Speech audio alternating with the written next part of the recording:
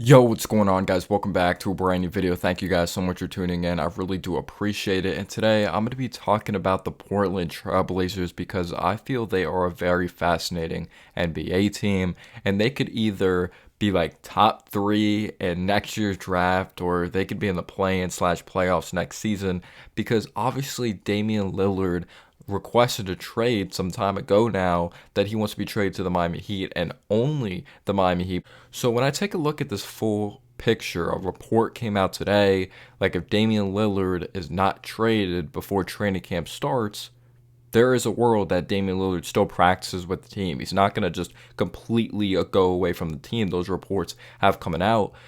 But if I'm a Portland Trailblazers fan, I love the moments Damian Lillard brought to the table. The huge shot in the playoffs up against Paul George from way downtown. Paul George saying it was a bad shot when there was milliseconds left on the clock, and the inbound pass, Damian Lillard got it off right away. It was absolutely insane, those moments.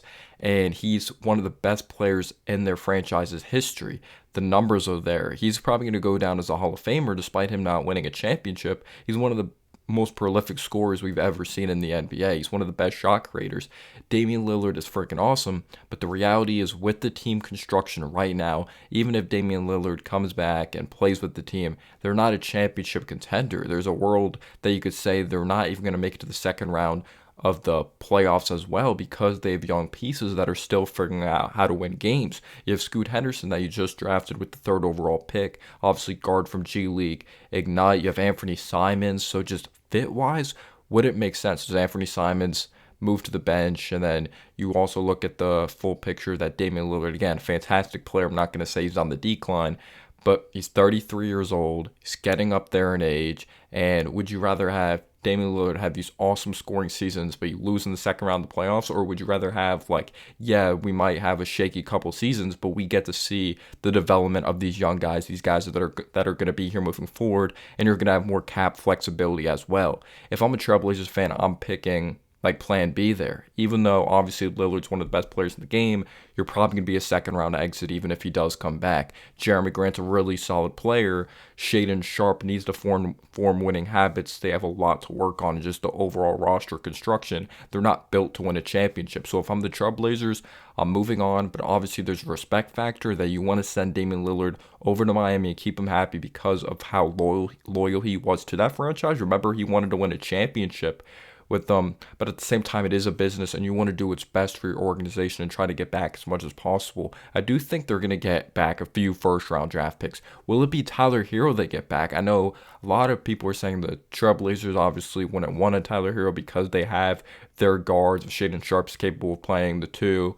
But also he's probably playing the three in the starting lineup if they go with the full youth movement. They have Anthony Simons, they have Scoot Henderson, but Tyler Herro won six man of the year. I'm sure he'd be okay in accepting a bench role, or maybe is he only okay with accepting that six-man role if it's like, I know we're going to be competitive, so I'm doing what's best for the team. Well, if he goes over to Portland, he's like, yeah, we might win like 27 games. But when it comes to the depth on this team, it's not fantastic. They got Matisse Thybulle in that three-team trade, and his three-point percentage went up to like 40% when in that three-team trade that went down when the Hornets shipped away Jalen McDaniels to the Philadelphia 76ers. Matisse Thybulle was in the deal with obviously him going over from Portland to Philly.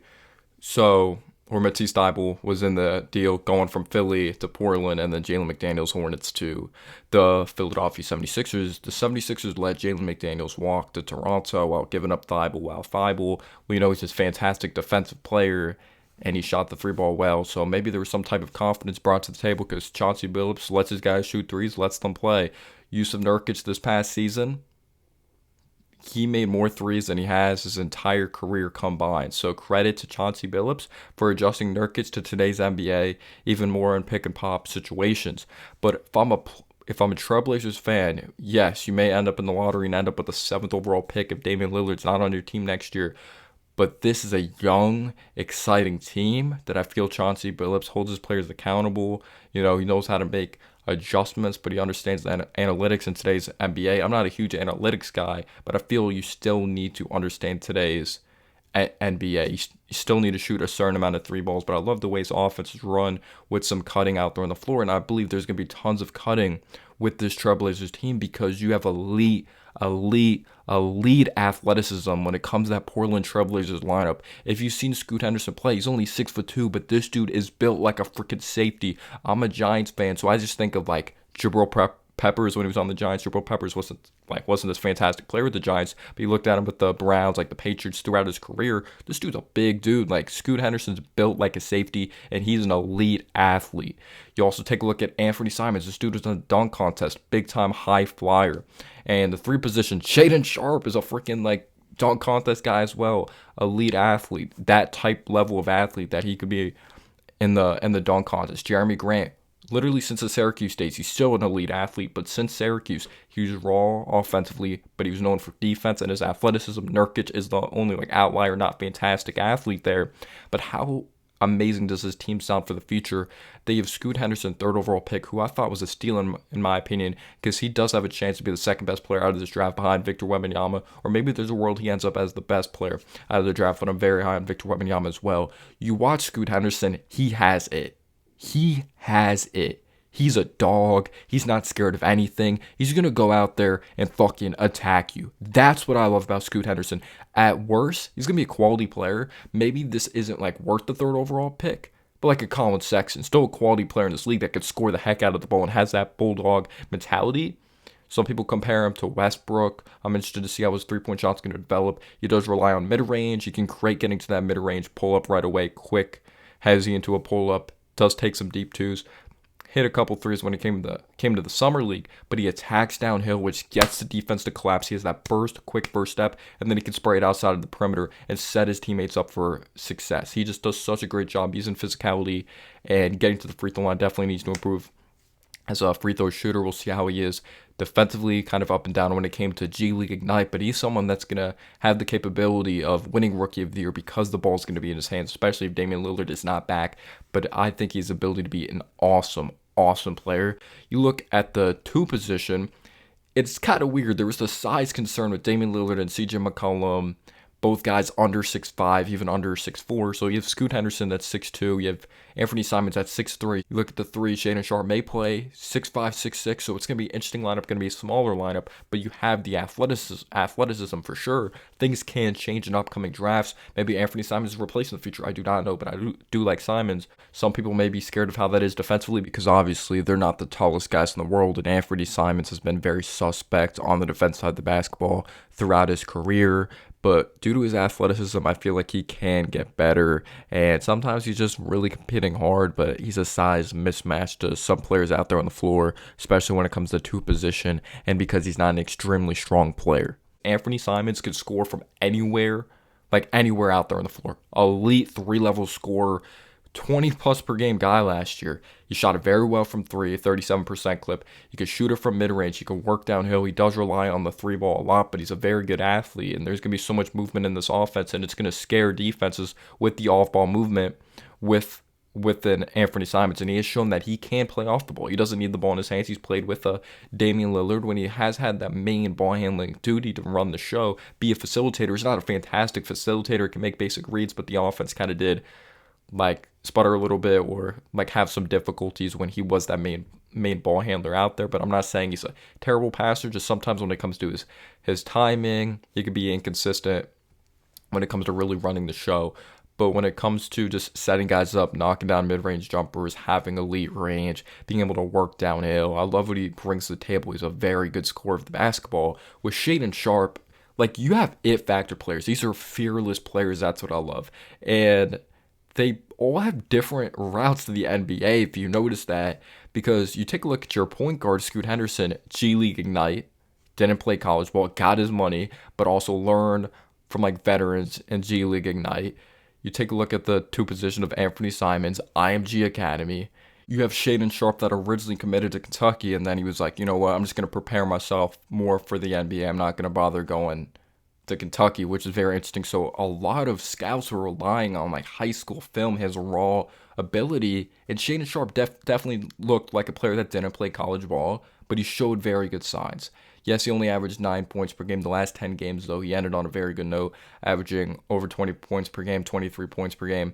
And his efficiency kind of did go up and down. He shot the three ball very well at the beginning of the season.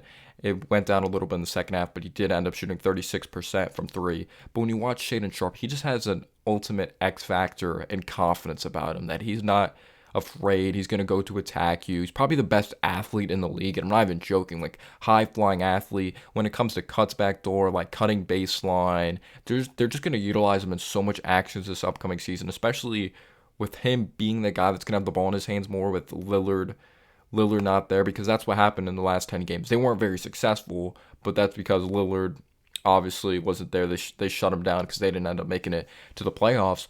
But you saw Shaedon Sharpe with the ball in his hands. He just moves so smooth out there on the floor. He moves so silky smooth. It just looks like he belongs. You know, he just has that aura to him, honestly. And he figured out like timing better when it came to utilizing screens, getting into that pull-up mid-range, attacking very well downhill. He just has excellent touch around the rim. He does need to develop as a playmaker, was up and down defensively, but we know this dude could jump the passing lanes and watch out in transition. Like, this team's going to be a blur in transition. Scoot Henderson in transition, throwing lobs to Shaedon Sharpe, Anthony Simons running the floor. You're going to have fresh, young legs. This could be a young-ass team. But then you have Jeremy Grant, who's obviously had his experience in the playoffs, especially with the Denver Nuggets. He's been in the playoffs with the Denver Nuggets. And when you look at Jeremy Grant, he did get a good amount of money, but it was also an interesting situation because you wanted Lillard to have help, and then he requests this trade. So it's like you still need to provide Lillard help, and that's just the market. Well, Jeremy Grant just came off the season averaging 20. Like, there's some damn scores in this lineup, and Jeremy Grant obviously brings that defense to the table. This dude was a raw athlete. He was a very good defense player coming out of Syracuse.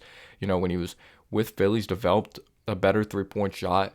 Mid-range jumper is there. He's someone that's a good athlete as well that could finish with physicality, shoot some turnaround jumpers. Literally had a 50-point game against my Knicks this past season. So he could definitely teach these young guys and help them form winning habits. And it's also on Jeremy Grant to make sure that he forms even more winning habits. Him being the veteran there, he wants to make sure he sets a very good example.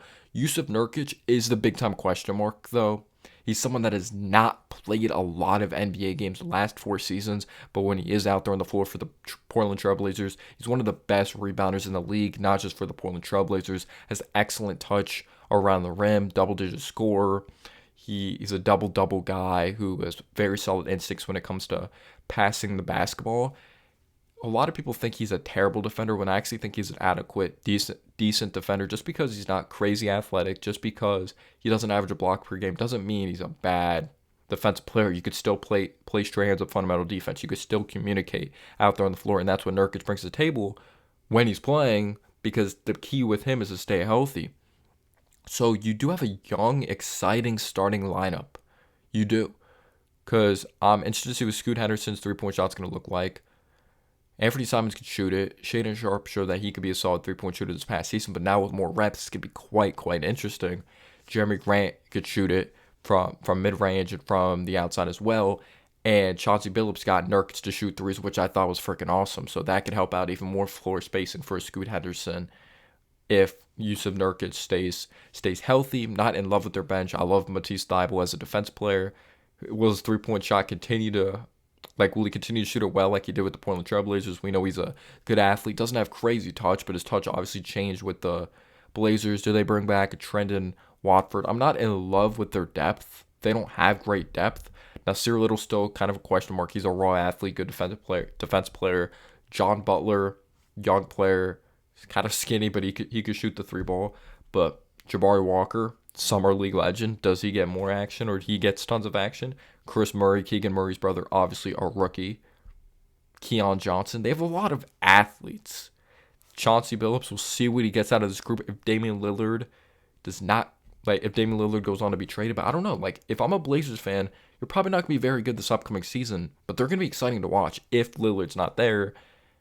But we'll see what happens. Let me know down below your thoughts on these Portland Trailblazers. I'm going to say, without Lillard, I think they'll be a little better than people think. I don't think they're going to make the play-in, but they may mess around and flirt with the play-in, and maybe they fall off a little towards the end of the season. Maybe something a little like Utah. But let me know down below your thoughts. Peace out, y'all.